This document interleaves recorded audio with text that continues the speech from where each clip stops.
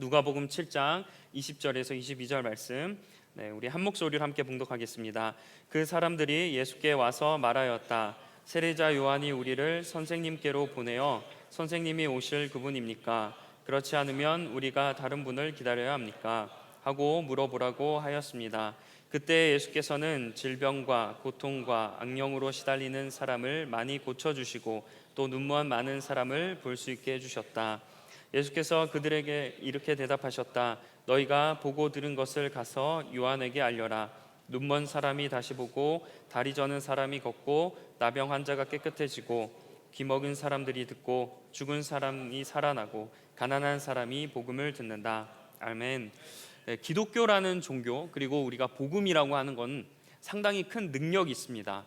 어떤 시대가 흘러가도 르네상스 시대에는 이제 또 종교가 여러 핍박을 받기도 하고 그런 오랜 시간을 거쳤지만 그래도 기독교는 계속 지속이 되고, 그리고 이 복음으로 인해서 세계가 변화되고 우리가 이제 주님을 믿고 나서 여러 가지 받는 은혜들을 보면 기독교 그리고 복음은, 그리고 주님은 정말 능력이 있다라는 걸 우리가 잘 알고 있습니다. 그러나 우리가 이렇게 믿는 사람들이 삶에서 세상 가운데 살아가면서 그 능력대로 살지 못하는 경우를 많이 보게 됩니다. 그래서 세상 사람들이 우리의 살아가는 모습을 보면서 때로는 실망하기도 하고 비판하기도 해요. 우리가 모두 잘 알고 있습니다. 이처럼 그리스도인들에게는 이렇게 우리가 교회에 나와서 예배하는 이 순간도 중요하지만 내가 삶에 나아갔을 때, 내가 주어진 자리에 나아갔을 때 그곳에서 우리가 어떻게 신앙인으로 살아가야 하는가, 이게 매우 중요하다는 것을 우리가 알 수 있어요. 그래서 오늘 우리가 말씀을 통해서 내가 어떠한 점에 대해서 돌아보고 또 어떻게 결단해야 되는지 여러분들에게 주시는 은혜가 있을 줄 믿습니다. 또 기대하는 마음으로 함께 말씀을 나누겠습니다. 예수님께서 제자들을 데리고 활동하셨어요. 근데 예수님뿐만 아니라 세례 요한이라고 하는 그 사람도 제자들이 있었습니다. 오늘 본문 당시의 세례 요한은 분봉왕 헤롯 안티파스라는 사람이 있었는데, 이 사람이 그 어떤 결혼과 관련된 일로 세례 요한에게 책망을 받았어요. 그래서 지금 감옥에 있습니다. 세례 요한이 감옥에 있었는데 세례 요한의 제자들이 이 감옥에 있는 세례 요한에게 와서 예수님이란 사람이 있는데 이 예수라는 사람이 지금 이런 일들을 하고 있다라고 자기 스승에게 고백하는 거죠. 그래서 세례 요한이 이야기를 듣고 제자 가운데 두 사람을 불러서, 구체적으로 두 사람이라고 했어요. 자, 두 사람을 불러서 이제 예수님한테 가서 당신이 선생님이 오실 그분입니까? 라고 질문을 하라고 명령을 내리죠. 세례 요한 입장에서는 자신이 그토록 기다리고 기대했던 그 그리스도가 맞는지 그게 확인을 하고 싶었던 겁니다. 그래서 세례 요한의 제자들은 스승이 시키니까 그래 가서 예수님께 예수님께 선생님이 오실 그분입니까? 라고 질문을 했습니다. 근데 이 질문을 하려고 했던 그때가 예수님께서 어떤 일을 하고 계셨어요. 그냥 예수님이 가만히 이렇게 앉으셔서 세례 요한이 제자들이 와서 예를 들어서 우유나 이런 한잔 하면서 이렇게 얘기 나눈 그런 분위기가 아니라 예수님께서 어떤 일을 막 하고 계셨는데 그 일에 대해서 성경이 생생하게 기록하고 있습니다. 21절에 나와 있는데 질병과 고통과 악한 영으로 고통받고 시달리고 있는 사람들을 예수님께서 막 고쳐주고 계셨고, 또 눈먼 사람들이, 그러니까 소경들이 많이 있었는데 그 사람들의 눈을 뜨게 해주는 그런 일들을 지금 막 하고 계시는 거예요. 그런 상황 가운데 세례 요한이 제자들이 와서 그것을 보면서 선생님 오실 그분입니까? 라고 묻는 거죠. 자, 예수님께서 이 질문에 대해서 어떻게 대답하셨을까?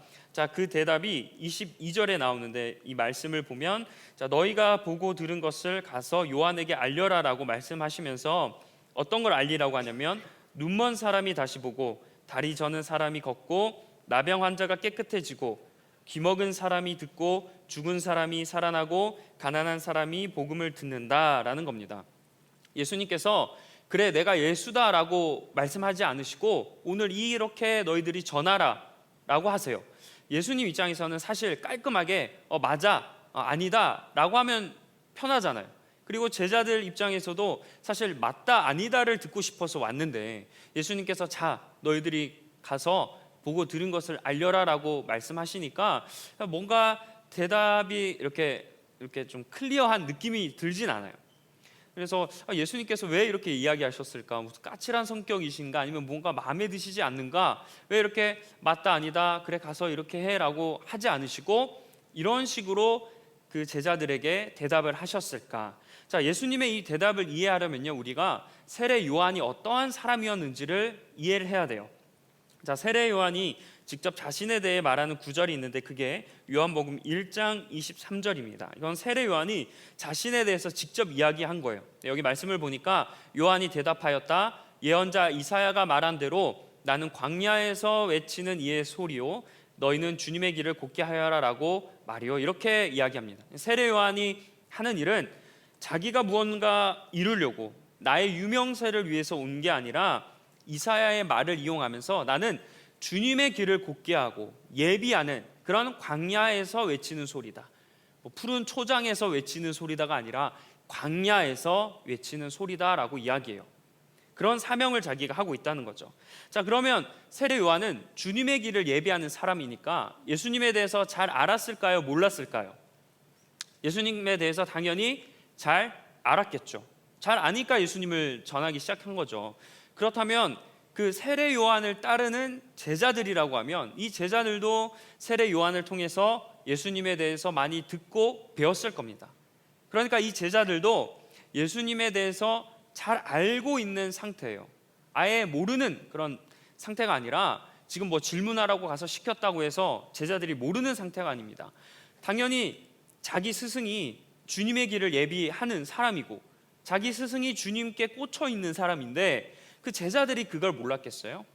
그런데 이런 세례 요한의 제자들이 이런 상황이라면 굳이 자기가 주님께 가서 묻지 않아도 지금 예수님께서 가만히 계신 게 아니라 뭐 일으키시고 눈먼 사람 보게 하고 질병과 고통 속에 있는 사람들 막 고치고 악한 영에 들린 사람들 막 떠나가게 하고 이런 걸 눈앞에서 자신들이 직접 보는 거잖아요. 그러면 그 모습을 보고 굳이 질문하지 않아도 자신들이 알고 있는 그걸 통해서 아, 진짜 저 사람이 예수님이 맞구나라는 걸 충분히 확신할 수 있습니다. 그런데 그들은 그것에 대한 확신 없이 예수님께 가서 예수님께서 막 이렇게 바쁘게 분주하게 막 사역하고 계시는데 딱 가서 선생님이 그분이 맞으십니까? 라고 물어보는 이런 상황인 거예요. 자, 그래서 예수님께서는 너희가 보고 들은 걸 전해라 라고 하시는 이 말씀의 의도는 뭐냐면 너희가 이미 나에 대해서 알고 있지. 그런데 지금 내가 하는 걸 잘 봐봐. 너희가 보고 들었지. 그러면 이제 내가 누구인지 알겠지. 라는 그런 뉘앙스예요. 가서 보고 들은 걸 전하라면 너희들이 알고 있지 않느냐. 그 알고 있는 그 일을 지금 내가 하고 있잖아. 그러니까 내가 당연히 예수 그리스도지, 메시아지 라고 예수님께서 이 대답에 이런 의미가 함축되어 있는 거예요. 만약에 우리도 누군가에게 어떤 걸 가르쳐주는 상황이 생기면 막 그걸 가르쳐줬어요. 막 친절하게 가르쳐줬는데 자, 시간이 지나고 나서 내가 가르쳤던 사람이 다시 와서 만약에 예를 들어서 저에게 다시 와서 그때 어떻게 하는 건지 잘 모르겠고 이거 뭐 어떻게 조정해야 되고 이렇게 막 물으면 우리가 잘 봐봐 하면서 가르쳐 주잖아요. 그러니까 예수님께서 약간 이런 뉘앙스로 보고 들은 걸 가서 전해라 라고 하시는 겁니다. 자, 사랑하는 리버스 청년 여러분, 오늘 이 말씀을 통해서 이 본문의 내용을 통해서 우리가 깨닫게 되는 게 있어요. 그게 뭐냐면 이 그리스도인이라는 것을 증명하는 건 우리의 삶을 통해 증명이 되어야 된다는 겁니다.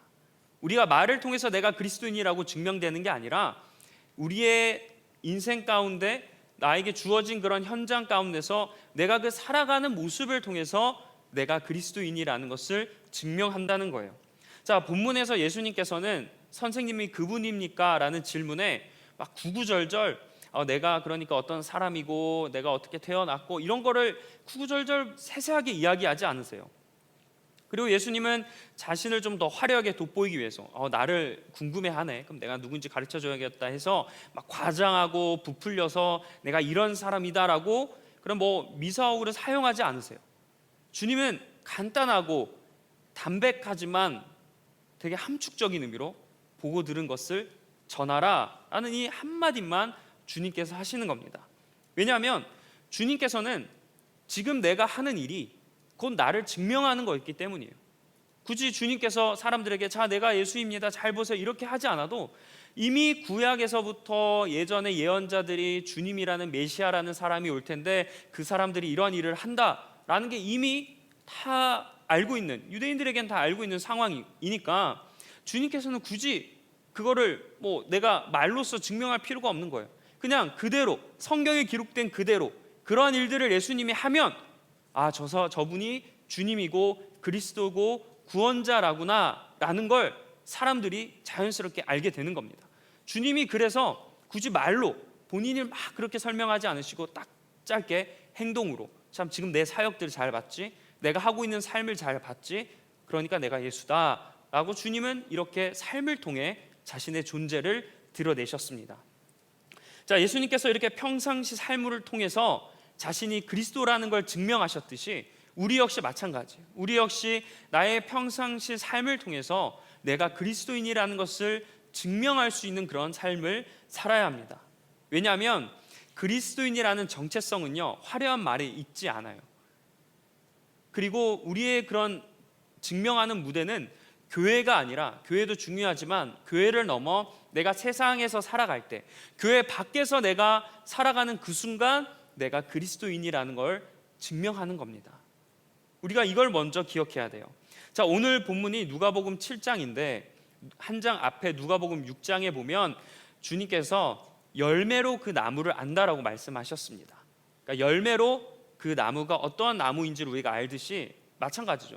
그 사람이 어떠한 사람인지는 그 사람의 열매, 행동, 결과 이런 걸로 보신다는 거예요. 자, 그래서 누가복음 6장 43절에서 44절에 이렇게 말씀했습니다. 좋은 나무가 나쁜 열매를 맺지 않고 나쁜 나무가 좋은 열매를 맺지 않는다. 당연하죠. 어떻게 좋은 나무가 나쁜 열매를 맺을 수 있겠습니까? 그런데 나무는 각각 그 열매를 보면 안다라는 거예요. 콩 심은 데 콩 나고 팥 심은 데 팥 나는 것처럼 무화과 나무는 무화과 나무 열매를 맺는 거고, 그렇게 다 본인의 그런 열매를 통해서 우리가 안다는 겁니다. 자, 이것을 달리 말하면 내가 하는 행동을 보고 저 사람이 그리스도인이라는 걸 안다는 거예요. 우리가 그리스도인이야 라고 말해서 우리가 그리스도인이라고 증명하는 게 아니라 내가 그리스도인이라고 말하고 다른 사람들이 내가 기독교인이라는 걸 아는데 나의 행동은 세상 사람들과 똑같다면 그건 진정한 그리스도인이 아니라는 겁니다.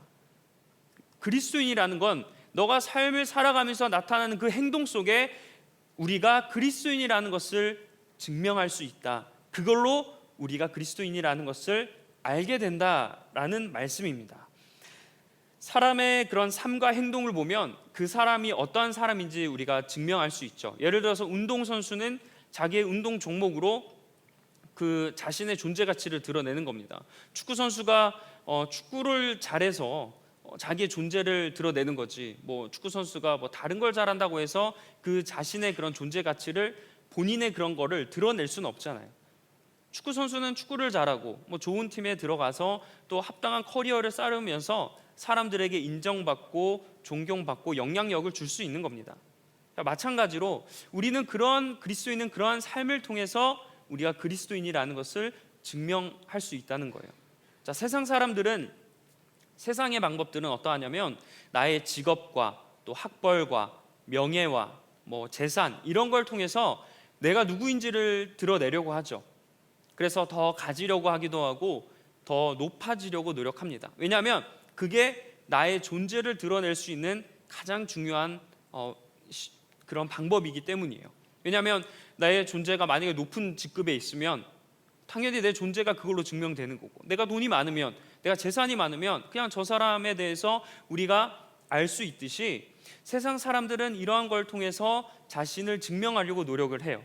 자, 그런데 우리가 그리스도인이 내가 누구인지를 증명하는 건 세상과의 방법이랑은 다릅니다. 당연히 우리는 세상의 방법으로 내가 그리스도인이라는 걸 드러내지 못하죠. 내가 돈이 많다고 그 돈이 많으면 자연적으로 그리스도인이라는 걸 알 수가 없잖아요. 내가 높은 직급에 있다고 해서 높은 직급이 곧 내가 그리스도인이라는 것을 나타내 주진 않습니다. 물론 내가 삶에서 높은 직급에 있고 돈이 많아서 그걸로 인해서 선한 영향력을 주면 저 사람이 그리스도인이라는 걸 아는 거예요. 그러니까 우리가 높은 직급이나 돈이 많은 거를 뭐 경멸하거나 그걸 버리라는 게 아닙니다. 여러분 높아지셔야 돼요. 여러분 돈 많이 버셔야 돼요. 왜? 하나님 나라를 위해서 쓰고 불행한 사람들, 불쌍한 사람들, 그리고 교회와 선교와 나라를 위해서 쓰이기 위해서 여러분들 이렇게 높아지기도 해야 됩니다.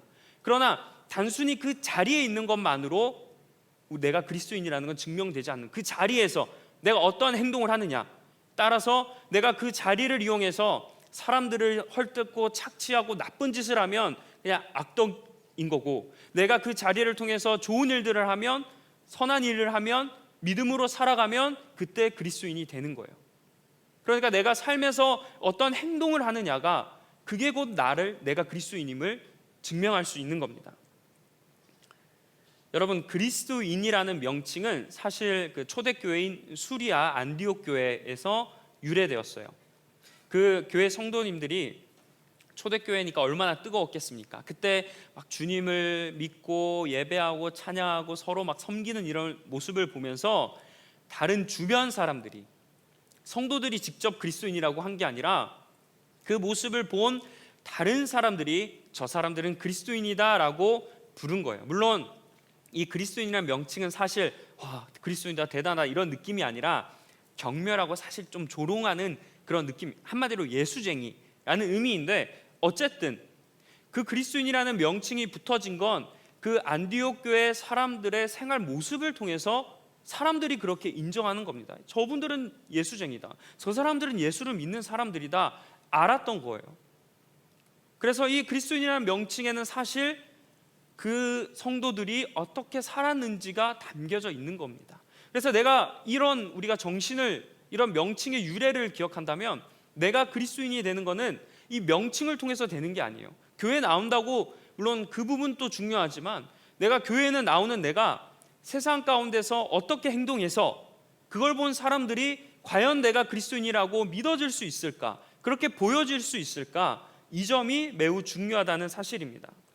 여러분, 한번 우리의 현실을 한번 돌아보았으면 좋겠습니다. 여러분, 예수님께서 와서 보라, 그걸 전해라라고 하셨어요. 당당하시죠?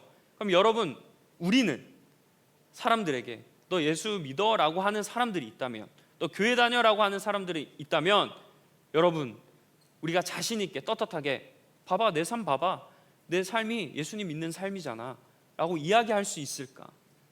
다른 사람들이 나의 행동과 언어, 이런 것을 보면서, 언어 습관들을 보면서, 내가 삶에서 살아가는 모습들을 보면서 저 사람은 정말 예수 믿는 사람이다 라고 생각할 수 있을까?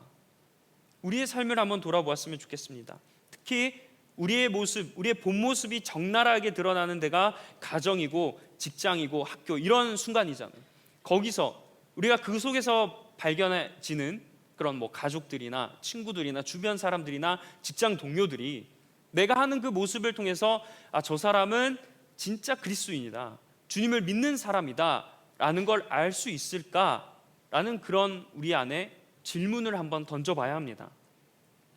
그래도 우리는 교회에서는 그리스도인답게 지내려고 해요. 그래서 내가 화가 나는 일이 있거나 좀 기분 나쁜 일이 있어도 사역이고 교회고 이러니까 한번 참으려고 노력하고, 또 말이나 행동을 조금 더 거룩하고 신중해 하려고 의식하면서 그렇게 살아갑니다.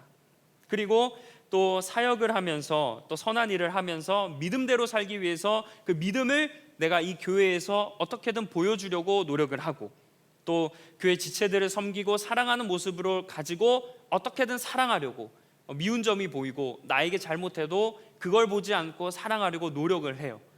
교회에서는 우리가 이런 모습들을 잘 보이기 쉽지만, 문제는 우리가 교회 밖에 나가는 순간 약간 우리의 마인드도 당연히 세상에 살다 보니까 세상적인 마인드로 우리가 마인드셋이 돼버립니다. 왜냐하면 그렇게 살지 않으면 내가 힘들잖아요.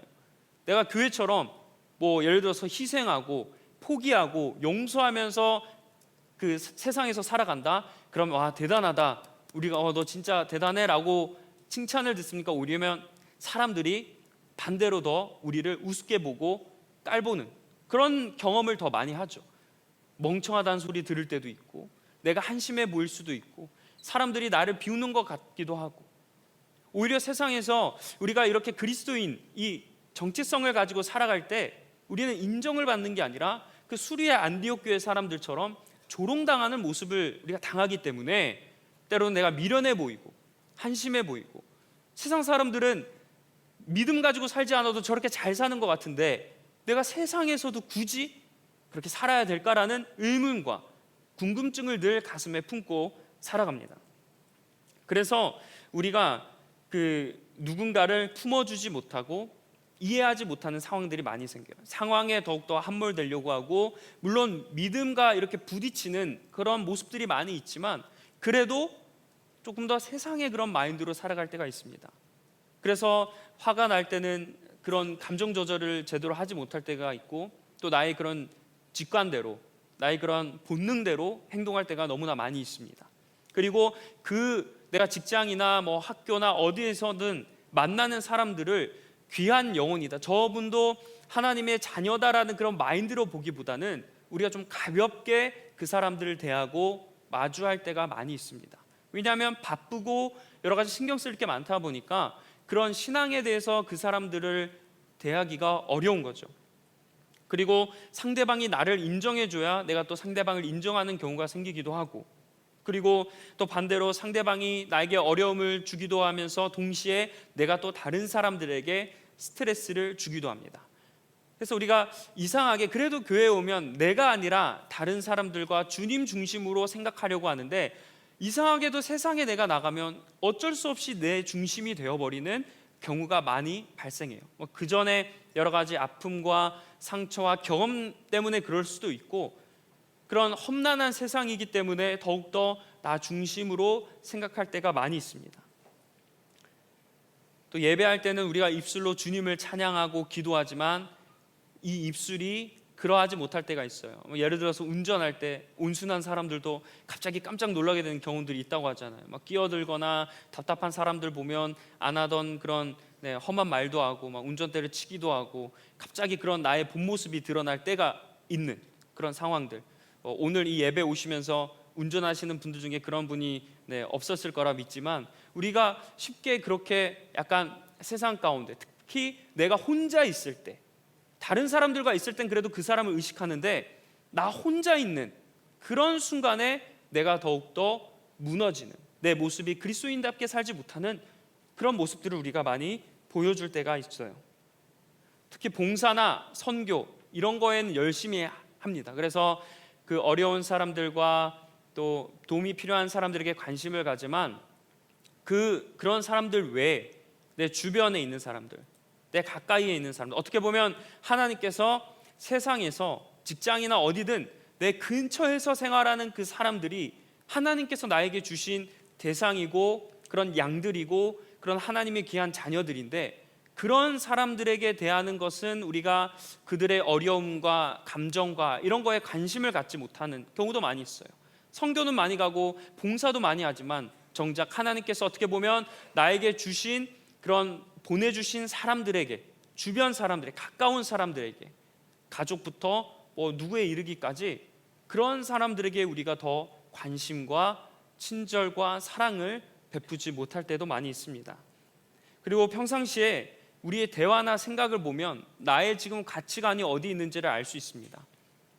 물론 살아가면서 필요한 것들이 있어요. 그리고 준비해야 될 것들도 있습니다. 그러나 우리가 살아가면서 대화할 때, 또 생각할 때 나의 그런 대화들이 돈에 관련된 얘기거나 주된 것들이 어떠한 것을 내가 얘기하고 생각하는지, 그런 것을 우리가 잘 돌아볼 필요가 있습니다. 내가 편한 그 순간, 정말 친한 관계에 있거나 내가 아무렇지 않게 나의 허물도 이야기할 수 있는 그 사람들 앞에서는 내가 그 사람들이 만약에 믿는 사람이든 믿지 않는 사람이든 신앙적으로 이야기하기보다 때로는 경제적인 부분들에 대해서, 미래에 대해서 이야기할 때도 있어요.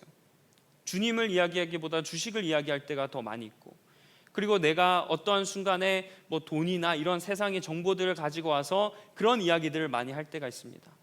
하지만 그 가운데 우리가 믿음의 고백들이나 복음에 관한 것들이나 말씀에 관한 것들이 있으면 좋죠.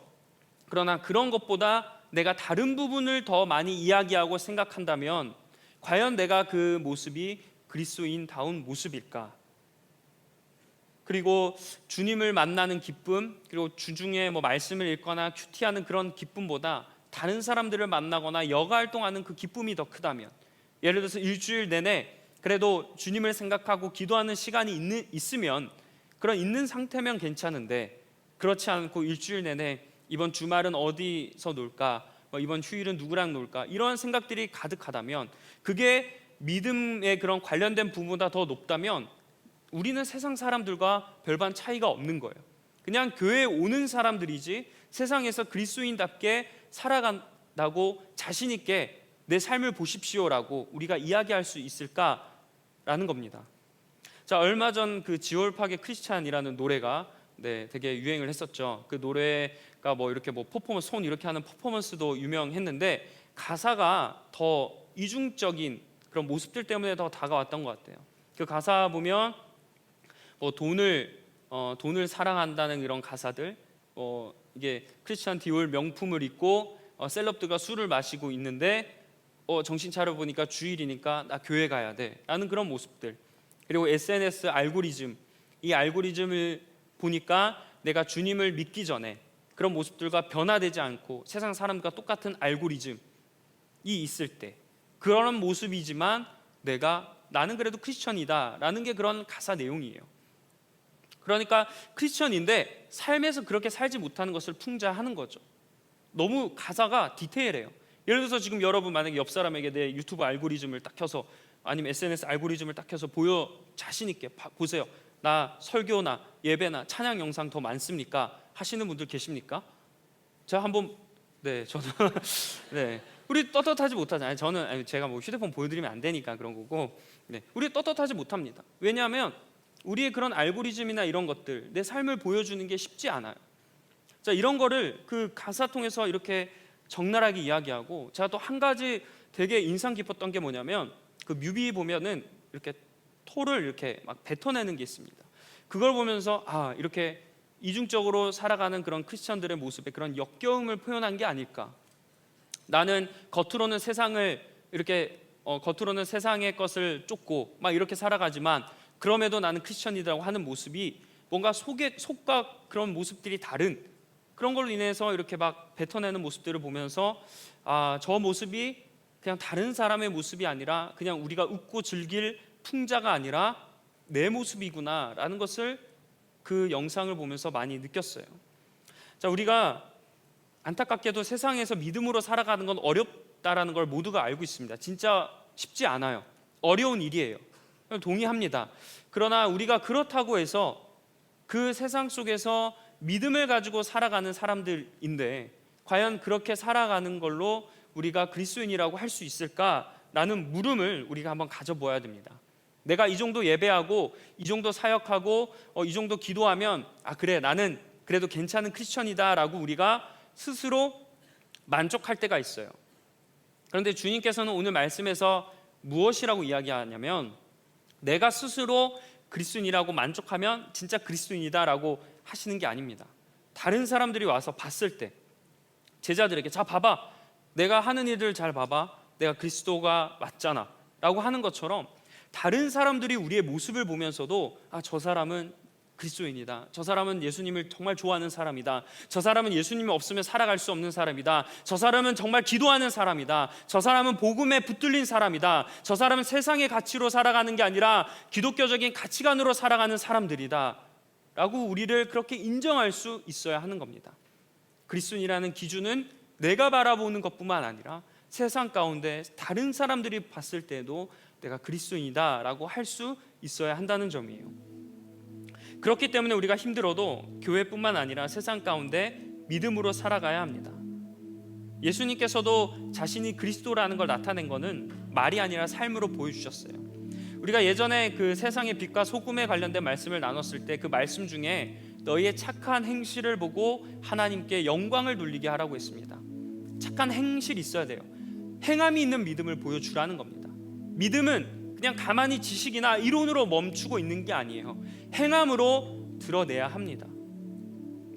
그리고 잘 생각해 보면 드러날 수밖에 없어요. 천국은 마치 밭에 감추인 보화라고 했습니다. 내가 보화를 발견했는데 기쁨을 감출 수가 있겠습니까? 표정에서 드러나고 행동에서 드러날 수밖에 없어요. 그러니까 그런 너희의 착한 행실, 선한 행실을 보고 다른 사람들이 하나님을 알게 되고 하나님을 믿게 되고 하나님께 영광 돌리는 삶을 살아가라. 그게 바로 세상의 빛과 소금 그리스도인으로 살아가는 거다라는 거잖아요. 증명해야 됩니다. 보여줄 수 있어야 합니다. 우리도 자신 있게 사람들에게 와서 봐라, 내 삶 보면 그리스도인인 같지 않느냐. 물론 세상이 봤을 때 어리석어 보이고 바보 같아 보이고 미련해 보여도 주님한테, 주님 보십시오, 저는 그래도 삶을 살아가면서 하나님을 생각하면서 이렇게 미련하게 살아가지 않습니까? 그러나 제 삶을 보십시오, 저는 주님밖에 없습니다. 와서 제가 행하는 걸 보십시오, 하나님, 내가 정말 하나님 말씀대로 살아가고 있지 않습니까? 라는 그런 고백을 하는 우리 공동체가 되게 간절히 축원합니다. 그래서 우리의 주중의 삶이 너무나 중요한 거예요. 우리가 때로는 더 좋은 환경에 가면, 하나님께서 더 좋은 조건을 주시면 우리가 그렇게 살겠습니다라고 마음 먹을 때가 있습니다. 그러나 하나님의 인도하심이라는 거를 나중에 제가 한번 이야기를 나누고 싶은데요, 그 인도하심은요, 하나님께서 정말 막 아름다운 곳에 우리를 떨어뜨려 놓으신 게 아니에요. 혹시 여기서 지금 계시는 분들 중에 살아가는 환경이 신앙적으로 봤을 때 메마르고 척박한 분들이 계실 거예요. 뭐 일터에서 믿는 사람들이 나 혼자밖에 없거나, 아니면 그 속에서 믿는 사람들을 비방하는 사람들이 많이 있거나, 아니면 때로는 뭐 사람들이 많이 있지만 내가 진짜 여기서 믿음을 보여주기가 어려운 그런 환경일 때가 있습니다. 그러나 하나님께서 그럴 때 우리는 이렇게 고백할 때가 있어요. 하나님, 왜 나를 광야에 보내셨냐고. 하나님, 왜 나를 기도했는데, 내가 하나님께 간절히 구했는데, 내가 하나님을 기도할 수 있고 예배할 수 있고 찬양할 수 있는 자리에 보내면 내가 하나님 전하겠다 했는데, 하나님 왜 나를 이런 척박한 곳으로 인도하십니까? 라고 우리가 하지만 하나님은 그게 인도하심인 거예요. 왜? 그 광야에, 그러니까 너가 필요하다고, 너가 거기서 착한 행실을 하고 선한 행동을 하고 말씀대로 살아가면서 그리스도인이 어떻게 살아가는 사람인지 너가 보여주라고. 메마르니까 너를 보낸 거라고. 생수의 강처럼 흘러넘치게 하기 위해서 너를 그 자리로 보낸 거라고 주님께서 그 자리로 부르신 거예요. 그래서 내가 외롭다고, 내가 슬프다고, 힘들다고 포기하고 싶을 때도 있지만, 그래도 하나라도, 조금이라도 우리가 노력해야 합니다. 그리스도인대로 살아가야 해요. 우리 신앙의 능력은, 참된 진수는 우리가 주님을 믿고 그냥 입으로 시인하고 고백하는 데 있지 않습니다. 삶으로 드러내는 데 있어요. 내가 어떻게 살아가고, 내가 어떻게 행동하고, 내가 어떻게 말을 하고, 내가 어떤 길을 걸어가고 있는지, 그 모습을 통해서 내가 그리스도인이라는 것을 증명할 수 있다는 겁니다. 지금 당장 여러분 가족들부터 가까운 친구들, 뭐 세로원들, 선교 팀원들, 그리고 주변 사람들에게 내가 그리스도인으로 보여질 수 있을까, 이걸 늘 고민하시면서 여러분 삶 가운데 말씀대로 살아가기 간절히 축원합니다. 누군가의 미움이 있었다면 오늘 이 시간 이후부터는 한번 그 사람에 대해서 좀 한번 사랑해 보려고 노력해 보세요.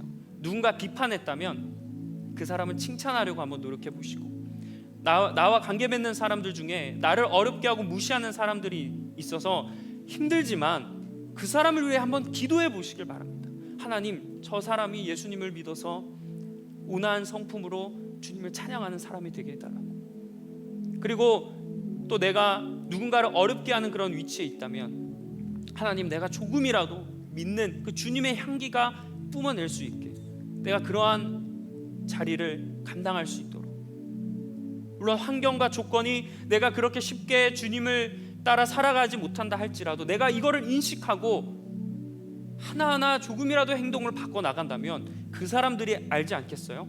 오늘 이 예배 이후에 한번 여러분 우리 노력해봐서 내가 마주하는 사람들, 다른 사람들, 교회뿐만 아니라 세상 사람들, 가족들이 갑자기 오늘 우리가 예배 후에 갔는데 여러분들이 달라져서 왜 그래? 라고 물어보면서 이렇게 신앙인답게 살아가는 모습들이 보인다면 그게 바로 우리가 그리스도인임을 나타내는 거고 증명하는 겁니다.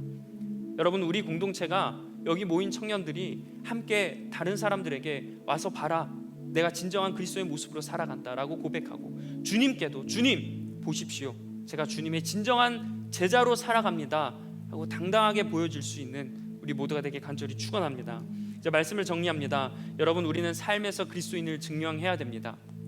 세상을 향해서 어떤 것이 진정한 삶이고 어떤 것이 영원한 삶인지 우리가 보여줄 수 있어야 해요. 삶과 믿음이 다른 삶을 살아가는 것이 아니라 내가 살아가는 삶이 부끄러워서 숨기고 교회에 나와서 해결만 하는 그런 삶이 아니라 한번 삶에서 거룩하고 과감하게 결단해봐서 하나라도, 한 가지라도 다르게 실천하면서 세상 가운데 주님을 증거하는 여러분들 되시길 간절히 축원합니다. 사람들은 여러분의 모습을 지켜보고 있습니다. 제가 최근에 어떤 그 친구 목사님의 그 글을 읽었는데, 시골에서 목회하시는 분이에요. 되게 목회하시는데 겨울에 눈을 치우고 있었다고 합니다. 근데 그 노인분들이 다 노인분들이시니까, 시골이니까 그 눈 치우는 걸 보면서 뭐 이런저런 얘기를 했다고 하는데, 그 친구 목사님이 깨달은 걸 SNS에 적어놨는데 뭐라고 적어놨냐면, 시골 사람들이 안 보는 것 같아도 그 할머니 할아버지들이 다 본다는 거예요. 교회차가 어디로 이동하고, 뭐 누가, 어떤 이웃이 누굴 만나고, 저 집에 누가 들어갔는지를 다 본다는 거예요. 우리 살아갈 때도 마찬가지입니다. 우리의 모습들을 누군가 보고 있어요. 그리스도인이 어떻게 살아가나 누군가 보고 있습니다. 저 사람이 어떻게 행동하나 안 보는 것 같아도, 친한 사람이 그냥 아예 괜찮아 하는 것 같아도 그 사람들이 그리스도인이 저렇게 살아가는구나, 별반 다르게 없다라고 보이지 않고, 그 사람들이 정말 다르다, 그리스도인이다, 예수 믿는 사람들이다 라고 느낄 수 있는 그런 삶을 살아가는 우리 모두가 되길 주님의 이름으로 간절히 축원합니다. 기도하겠습니다. 하나님, 오늘 말씀으로 우리가 진정한 주님의 삶을 살아가는 것은 무엇인가에 대해서 주님 말씀을 나눴습니다. 우리가 주님께서 보이신 생명의 길을 걸어가는 사람들입니다. 주님의 길을 걸어가는 사람들답게 우리의 삶 역시 주님의 삶을 살아갈 수 있도록 도와주시옵소서. 나의 모습을 보고 다른 사람들이 주님을 알 수 있도록 해주시고, 또 나의 모습을 통해 다른 사람들에게 나도 저 주님을 만나고 싶다, 나도 저 주님께 예배하고 싶다 라는 마음이 들 수 있도록 그런 삶을 살아가게 하여 주시옵소서. 물론 그런 삶이 힘들고 어렵습니다. 그렇기 때문에 하나님께서 나 홀로 신앙생활하지 않게 하시고 이렇게 중요한 공동체와 지체들을 주셨습니다. 우리가 서로 응원하고 서로 격려하고 서로 위로하고 서로 중보하며 험난한 세상을 빛과 소금으로 감당하며 살아갈 수 있도록 주님 도와주시옵소서. 행함이 있는 믿음으로 살아가며 주님을 세상에 전할 수 있는 우리 모두가 되게 인도하여 주시옵소서. 예수님의 이름으로 기도합니다. 우리 다 함께 자리에 일어나셔서 결단하며 주님께 찬양하겠습니다.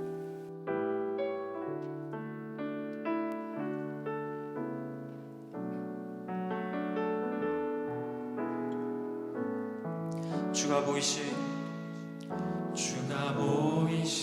생명의 길, 나 주님과 함께 상한 마음을 들이며 주님 앞에 나가리. 나의 의로움이 되신 주, 그 이름 예수, 나의 길이 되신 이름 예수, 나의 길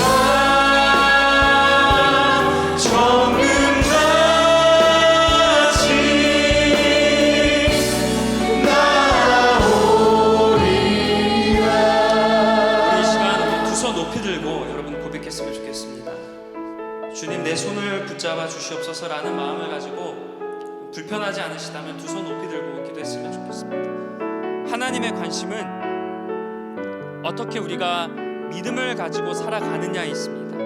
내가 말로 그리스도인이라고 고백하는 것보다 내가 어떻게 살아가느냐가 중요합니다. 주님께서도 당신이 주님이심을 말만 하시지 않고 삶으로 보여주셨습니다. 거기에 능력이 있는 것일 줄 믿습니다. 여러분, 이 시간 결단하셨으면 좋겠습니다. 하나님, 이제 내가 믿음으로 살겠습니다. 삶에서 그리스도인답게 다른 사람들이 보기에도 그리스도인으로 보이게, 무엇보다 주님이 보시기에 내가 진정한 제자로 살아가는 것을 느낄 수 있게 그렇게 살아가겠습니다. 믿음대로 살아가겠습니다 라고 결단하시길 간절히 축원합니다. 우리 주님 한번 부르짖고 우리의 고백을 주님께 드립니다. 주여! 하나님, 우리가 이 시간 말씀을 들고 나아갑니다. 주님께서 우리에게 주시는 말씀을 우리 마음 가운데 받아주시고 주님께서 주시는 나의 고백이, 나의 결단이, 나의 신앙이 나의 삶으로 나타나게 하여 주시옵소서. 더 이상 삶과 신앙이 괜히 되는 인생이 아니라 삶과 나의 신앙이 다른 이중적인 모습이 아니라 하나님의 능력대로, 말씀대로, 신앙대로 살아갈 수 있는 우리가 되게 하여 주시옵소서. 주님과 걸으신 그 생명의 길을 내가 걷기를 원합니다. 아버지 하나님, 나를 단련하시기 위해서 그 자리로 보내시고 주님께서 인도하시기 위해서 주님의 계획이 있으시기 때문에 아버지 하나님 그 자리에 부르신 줄 믿습니다. 주님, 내가 정금처럼 깎이고 단련되고 훈련되기 위해서 나를 그 자리로 보내신 줄 믿습니다. 그곳에서 주님을 바라보는 신앙생활하게 하여 주시옵소서. 믿음대로 살아가는 신앙생활 되게 하여 주시옵소서. 세상의 능력과 가치관이 나에게 필요하지만 그러나 그것을 넘어 나의 우선순위에는 주님이 있게 하여 주시고 주님을 내 마음에 모시고 살아가게 하여 주시옵소서. 교회를 떠나면 믿는 사람들과 관계가 끊어지면 세상에 나아가면 이제 세상대로, 내 마음대로, 내 본능대로, 내 육신대로 살아가는 것이 아니라 오직 주 믿음대로, 주님의 말씀대로, 성령의 인도하심대로 살아갈 수 있는 우리가 되게 하여 주시옵소서. 주님께서 보여주신 그 길, 주님께서 나에게 맡겨주신 그 생명의 길을 내가 걷겠습니다.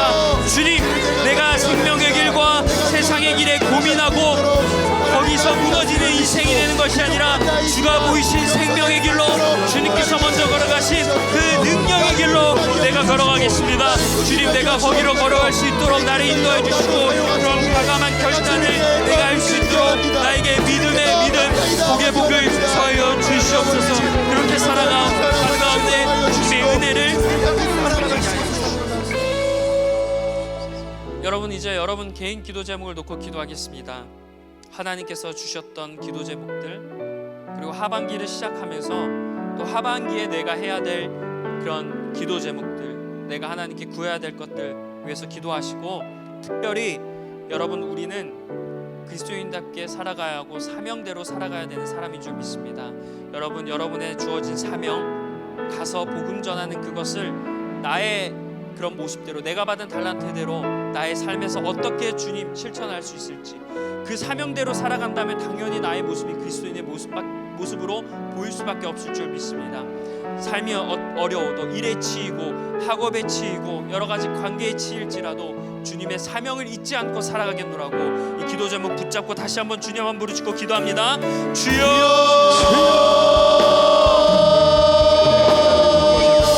주님, 나에게 맡겨주신 세상을 따라갑니다. 나에게 주신 그 달란트와 재능들, 나에게 주신 그 은사들을 가지고 주님의 나라를 위해 쓰기를 원합니다.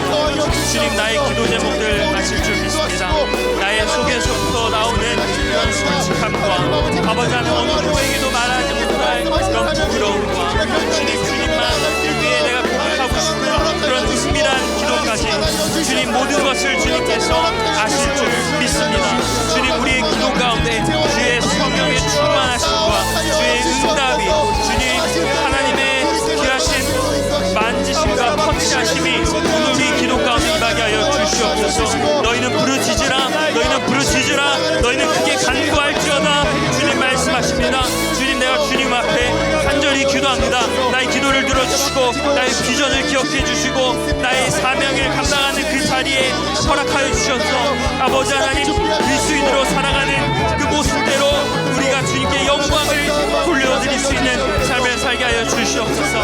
무너지거나 좌절한 영혼들이 있다면 세우시고 회복시켜 주시고, 아직 어디로 갈지 몰라 고민 안에 있는 청년들에게는 주님께서 비전을 보여주셔서 확실한 길로, 의의 길로, 생명의 길로 우리를 인도하여 주시옵소서. 주님이 우리를 사랑하시고 주님이 우리를 믿고 계실 줄 믿습니다.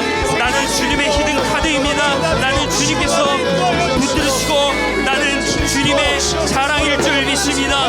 나의 자랑도 주님밖에 없습니다. 주님, 내가 세상과 다른 사람답게, 세상과 다른 청년답게, 믿는 리버스 청년답게 주님, 내가 다른 모습과 다른 믿음과 차별된 마음 가지고 살아가게 하여 주시옵소서. 생명이 살아가게 하여 주시옵소서. 우리 마지막으로 공동체를 위해서 기도했으면 좋겠습니다. 특별히 이번 주 목요일에 제주 선교팀이 선교를 떠납니다. 그동안 많은 사람들이 관광으로 떠나고 또 선교를 떠나는 그 기간 중에 누군가는 그 제주를 여행으로 가겠지만, 그들이 관광과 여행이 아니라 선교로 떠나는 그 일정 가운데 그 제주 땅이 예전과는 다르게 보이게 하여 주시고, 제주의 영혼들이 보이게 하여 주시고, 그 메마른 땅이 보이게 하여 주시고, 그럼에도 불구하고 그 가운데 주님께서 교회를 세우시고 그곳을 밝히 비추는 주님의 빛을 경험하는 귀한 선교의 시간이 되게 해달라고 여러분 기도해 주시고, 우리 많은 지체들과 공동체원들 그리고 다른 선교팀을 위해서도 우리 주님 한번 부르짖고 간절히 기도하며 나아갑니다. 주여 하나님, 우리 공동체를 기억하여 주시옵소서. 특별히 우리 제주팀이 이번에 선교를 떠납니다. 아버지 하나님, 그곳이 예전에는 나에게 즐거움을 주는 곳이고 내가 놀러 가는 곳, 관광하러 떠나는 곳, 여행할 수 있었지만 이번에 선교하는 그 과정 가운데는 그곳이 복음의 땅으로 보이게 하여 주시고 주님의 땅으로 보이는 놀라운 역사가 일어나게 하여 주시옵소서. 그곳에 도착하는 순간부터 주님의 눈으로 그 땅을 바라보게 하여 주시고, 메마른 영혼들과 귀한 영혼들과 주님의 그런 모습들을, 그리고 주님의 사명이 무엇인지 발견하는 시간 되게 하여 주시고, 가서 그 한사람 교회를 통하여 우리 선교팀이 갔을 때 그곳에 주님의 뜨거움이 다시 한번 일어나게 해주시고, 그 교회를 살리고 그 목사님에게 다시 한번 영적인 도전이 일어나는 귀한 시간 되게 하셔서 그 섬김을 통하여서 그 교회가 제주의 땅이 다시금 복음으로 진동되고 흔들리는 놀라운 역사가 일어나게 하여 주시옵소서. 그곳에 기도를 심게 해주시고 주님의 눈물을 그곳에 뿌리고 오게 하여 주시옵소서. 주님, 나를 보내셨으니 나를 통해 하실 그 일을 기대하며 나아가는 우리 귀한 제주 선교팀 될 수 있도록 한 사람 한 사람 영혼들에게 주님 함께하여 주시옵소서. 그리고 많은 선교팀들 이제 준비합니다. 그 과정 가운데 나를 죽이고 주님을 높이고 선교팀 간의 화합을 이루며 주님 맡겨주신 사명을 잘 감당할 수 있는 선교팀 되게 하여 주시옵소서. 그러나 그 선교 과정 가운데 내가 허비하고 탕진하고 소비하는 게 아니라 분명히 하나님께서 그 땅 가운데, 그 선교 가운데 나에게도 얻게 하시고 발견하게 하시고 나에게도 깨닫게 하시는 그 진리와 은혜가 곳곳에 숨겨져 있을 줄 믿습니다. 주님의 은혜를 발견하게 해주시고 나에게도 채워지는 놀라운 성령의 역사가 일어날 수 있도록 주님 도와주시옵소서. 그리고 우리 귀한 공동체들 한 사람 한 사람 가운데 주님 성령의 능력이 임하게 해주시고 복음의 능력대로 살아가게 해주셔서 우리 귀한 공동체가 기도의 끈이 쉬지 않게 해주시고 말씀의 끈이 놓쳐지지 않게 해주시고 찬양의 열기가 뜨겁게 이곳에 넘치게 하여 주시옵소서. 주님을 사랑하는 청년들, 주님 없으면 살아갈 수 없는 청년들, 다시금 메마른 그 영혼에게 복음의 뜨거움이 살아나게 하여 주시고 세상 가운데 주님의 능력으로 살아가는 귀한 공동체 되게 하여 주시옵소서.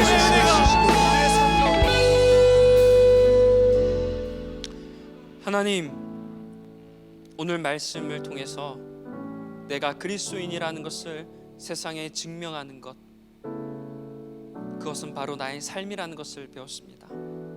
내가 단지 성경 읽으면, 나 혼자 말씀 읽고 큐티하고 주님을 바라보면 나 스스로 나는 그래도 괜찮은 그리스도인이라 생각했지만 오늘 주님께서는 와서 보라, 내 행동들을 보라, 그거로 너희가 나를 그리스도라 판단할 수 있다라고 말씀하신 것처럼 우리의 이제 삶에서 다른 사람들이 보일 때 내가 어떠한 그리스도인으로 보일지에 대해서 주의하고 관심 갖는 우리가 되게 하여 주시옵소서. 우리는 또 내일부터, 아니 지금 당장 셀부터 똑같은 사람들을 만나고 또 똑같은 일상이 주어집니다.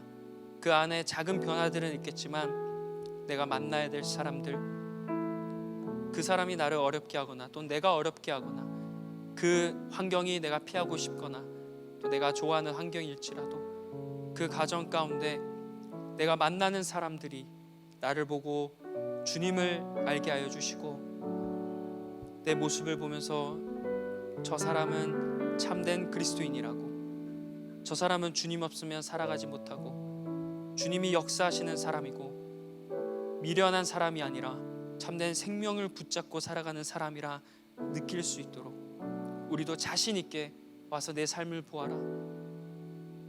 주님을 궁금해하거나 알지 못하는 사람들에게 내 삶을 보면 주님이 보일 것입니다 라고 당당하게 자신 있게 보여줄 수 있는 우리 믿음의 사람들로 살아가게 하여 주시옵소서. 그 가운데 우리가 그렇게 살아가는 가운데 내 주변의 지체들이 갑자기 용기를 내어서 사실 나도 그리스도인이었다라고 고백하거나 내가 따로 주님을 전하지 않았는데 나의 모습을 통해서, 나의 말과 행동을 통해서 나도 그 주님 만나보고 싶다라고 하는 그 고백이 있다면 하나님께서 기뻐하시는 인생이고 나에게도 큰 열매 맺는 인생이 될 줄 믿습니다. 우리 청년들이 이 시대에 그런 청년들이 되어서 억누르고 힘들어하는 청년들이 있다면 우리의 그런 모습으로 참된 생명을 발견하는 인생들이 되게 해달라고, 우리의 삶이 그만큼 중요하다는 것을 기억하며 늘 민감하고 예민하고 신앙적으로 깨어 살아갈 수 있는 우리 리버스 청년부 될 수 있도록 주님이 도와주시옵소서. 이제는 우리 주 예수 그리스도의 은혜와 하나님 아버지의 극진하신 사랑과 성령님의 교통하심이 삶 가운데 그리스도인답게 살아가며 많은 사람들에게 심지어 주님 앞에서도 내 삶이 곧 그리스도인의 삶이라고 당당히 고백하는 삶을 살아가겠노라고 결단하는 여기 모인 모든 청년들의 삶 가운데 이제부터 영원토록 함께 하시기를 간절히 축원하옵나이다. 아멘.